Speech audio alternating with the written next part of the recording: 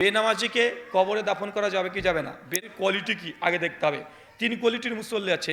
এক, শুধু শুক্রবারে আসে আর দেখা যায় না, আসে না। 2, জিন্দেগিতে মসজিদে আসে না। 3, জুমাতে আসে, মাগরিবে আসে, সাথে আসে, জোহর আসর আসে না, জোহর আসর পরেও না, 2 ওয়াক্ত পরে 3 ওয়াক্ত বাদ দিয়ে দাও, 4 ওয়াক্ত পরে 1 ওয়াক্ত পরে না, মানে এরকম গাফেল আসে না? নাই।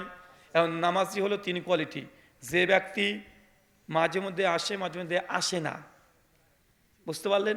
এ ব্যক্তির জানাজা হবে, তবে মসজিদের ইমাম যেন নামাজ না পড়ায়। ইমাম হবে ওই ব্যক্তি যে মাঝে মধ্যে নামাজ পড়ে, মাঝে মধ্যে পড়ে না, ওই কোয়ালিটির ইমাম দাঁড় করে দিবেন। আর যে শুধু জুমাতে আসে, নামাজ পড়তে অন্য সপ্তাহে আর আসে না, ওই লোক যদি মারা যায়, এমন ইমাম দাঁড় করে দেবেন যে শুধু জুমা নামাজ পড়তো। মানে মাইয়েত যে কোয়ালিটির, ইমাম সেই কোয়ালিটির। কথা বুঝতে পেরেছেন? আর যে ব্যক্তি নামাজই পড়ে না, যে বলেছেন এই নামাজ পড়তে যাবে না, নামাজ পড়ে কে বলো হলো, তুই নামাজ পড়ে কপালে কালো করে ফেলেছিস, তুই তো পাকা বদ ভাই, এরকম বলে কে বলে না? কথা বলেন।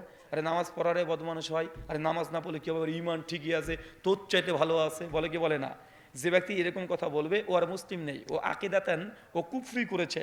আর আকিদাতান কুফরি করার জন্য ও এখন কুফরি যতক্ষণ করেছে, যে তওবা না করে ও কাফের বলে সাব্যস্ত হবে।